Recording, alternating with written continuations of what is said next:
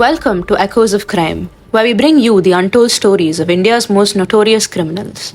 From the dark alleys of Mumbai to the quiet streets of Madras, there's a criminal lurking in every corner of history. Today, we're taking you back to the 1980s, when Madras was haunted by a name so terrifying that people dared not to speak it.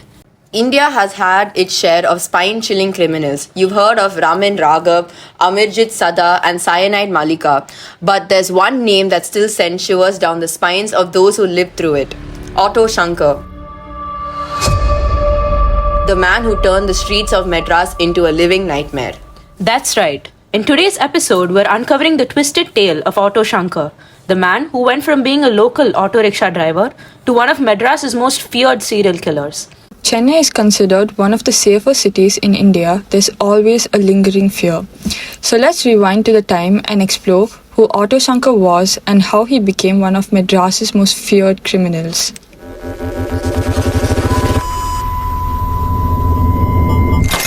Auto Shankar was born Gauri Shankar in the 1950s. He started as a small-time auto rickshaw driver in Madras. But by the mid-1980s, he was no ordinary driver. He had made a name for himself in the city's underworld.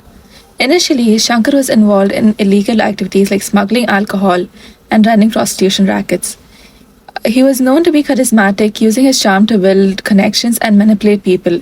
But beneath this charm was a ruthless criminal. Auto Shankar's rise to power didn't happen overnight. He had built a network of connections with politicians, police officers, and gangsters, which gave him protection and power. What's chilling is that he didn't just stop at smuggling, he crossed into far more dangerous territory. In 1988, 6 people mysteriously disappeared, which would mark the beginning of his reign of terror. These were no random disappearances. Each of these people had crossed Shankar or posed a threat to his operations. When the police started investigating, they uncovered a horrifying truth. Shankar had murdered these 6 people and their bodies were burned to destroy evidence. The city was in shock. His criminal activities went far beyond petty crimes. Shankar was building an empire, but what made him even more terrifying was his ability to manipulate people. Many in his own gang feared him. Now let's talk about the gruesome methods he used to carry out his crimes. Well, considering what you just heard about Auto Shankar, what are your thoughts on him, Amra? I can say how his criminal career was mostly built on fear and violence. I mean, the way he ruled the streets of Madras with an iron fist and like how he used his gangs to carry out the murders and other illegal activities. But like what frightens me more is how meticulous and how organized he was when he was carrying out the crimes. Yeah, I actually heard that his gang helped him lure in victims and people who were usually too afraid to speak out against him. And most of his victims were the people from the underworld and those who threatened his empire and what he built in some way. And even his like methods of crimes also, like the murders were brutal. And his victims, I mean, we can see that his victims were strangled or beaten to death, and their bodies were like often burned in like local cremation grounds. And how like that's what like made him, impossible to find also because there was no evidence. Yeah, the police found it really difficult to find out how or who had been killed. And his organization behind these operations were crazy. Like, it's actually shocking to see how much effort that went into these murders and how well he carried it out. But like it wasn't just the killings that had people terrified. I think it was because like he was more like into like smuggling alcohol, which was illegal at the time, and ran prostitution rings because like not a lot of people were aware that this was going on, and it was in the underworld, right? So he had connections to like politicians and law enforcement. So like I think that frightened people more because he had protection and power. So he could easily evade justice for like years because of that alone. Yeah, especially in a place like Chennai that was meant or known to be a safe place, and something like this happening was crazy. But like, what do you think about the media? What were they doing at like that point of time? Well, the media, I think they played a significant role in uncovering the true scale of Shankar's crimes. And when more bodies started being discovered and more murders were being unveiled, I think the press exposed his political connections and the extent of corruption that allowed him to thrive. You know what? I am kind of curious to find out how the police investigated the whole crime alone. Because like right now, we have technology that's advanced to catch, the criminals, don't you think? Exactly. So I think we should like dive deeper into the investigation that happened back in the 1980s. Yeah, and see how that unveiled. By 1989, the police were under immense pressure to crack the case. The disappearance of 6 people had stirred public outrage, and the media was constantly reporting on it. Finally, the police arrested one of Shankar's gang members, which led to a breakthrough. This gang member confessed to the murders and pointed to Shankar as the mastermind. It was only after this that the police took the case more seriously, launching a full-fledged investigation. When Shankar was finally arrested in 1989, it became a national headline. He was charged with multiple murders, smuggling, and operating prostitution rackets. The trial that followed was one of the most sensational in Indian criminal history. So, Sanya, from what I know, Auto Shankar didn't just accept his fate quietly when he was ratted out. He tried to use one of his political connections to shift the blame. Shankar claimed that he was merely a pawn in a much bigger network. What do you think about this? I think it's pretty interesting because in some ways he may had a point. We heard about how he had ties to politicians and police officers, which helped him stay out of trouble, right? And he was clearly not operating alone. But who's to say he was just a pawn? Maybe that's just a bit of an exaggeration. I agree. While it's clear he had protection from the higher-ups, the evidence against him was undeniable. His gang members testified, and they had all been following his orders. Exactly, and let's not forget about the forensic evidence that we just saw.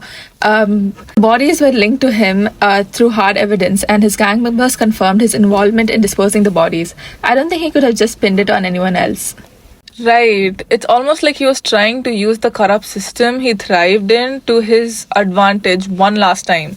But by the time he was caught, the web of his lies, connections had started to fall apart. It just didn't work anymore.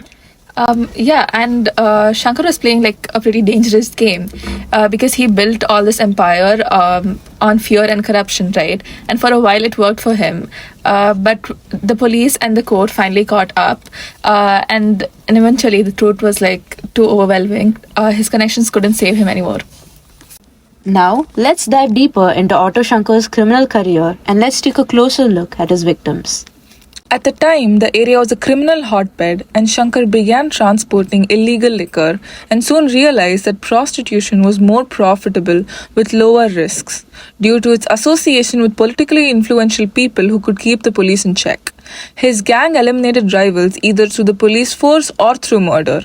An incident in which a rival gangster named Babu was murdered in the early 1980s and which was ultimately covered up led Shankar to focus more on prostitution.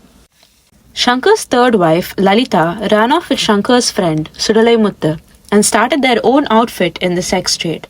An enraged Shankar planned his revenge by pretending to reconcile with the two through mutual friends. One night in October 1987, he invited her to one of his places in Periyar Nagar, then killed and buried her. He then rented the house to an old widow for Rs 150. Shankar told Sudalai that Lalita was on an all-India tour with a VIP and 2 months later invited him for dinner. Shankar loaded Sudalai with liquor, strangled him, burnt his body and dumped his ashes in the sea. He then had the house renovated and explained away the burn marks by claiming they were roasted meat. When Sudalai's friend Ravi confronted Shankar, Shankar killed him and buried him outside his Periyar Nagar plot. He claimed the burial was of illegal arak and that he was hiding from an upcoming police raid, and posted a false letter to his wife claiming Ravi was in fact in Mumbai. By 1988, he had a multi-story house, cars, bikes, and connections that could do anything.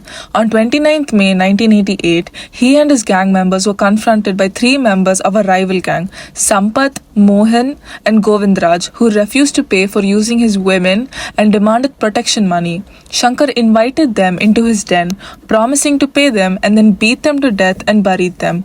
At the end of June, Sampath's wife Vijaya filed a complaint with Mylapore police that her husband was missing and Shankar could be responsible. She was advised to file a complaint with Tirvanmayur police instead, who arrested Shankar on charges of causing a nuisance and released him. Vijaya sent a petition to the governor, who ordered the police to investigate Shankar. However, the reluctant police told Vijaya to not bother them with complaints. A distraught Vijaya turned to her journalist neighbor, who published an article implying they might have been murdered. The case of Auto Shankar remains a chilling reminder of the depths to which human depravity can sink. His reign of terror, fueled by a twisted desire for notoriety and a warped sense of power, left a lasting impact on the city of Chennai. While Shankar may have met his end, the fear and trauma he inflicted on countless victims and their families continue to reverberate. As we conclude this podcast, let us take a moment to reflect on the lessons we can learn from this dark chapter in history. The case of Auto Shankar serves as a stark reminder of the importance of vigilance, community support, and the unwavering pursuit of justice. It is a testament to the resilience of the human spirit as victims and survivors continue to heal and rebuild their lives. May the memory of Auto Shankar's victims never be forgotten, and may their stories serve as a catalyst for change and a reminder of the preciousness of life.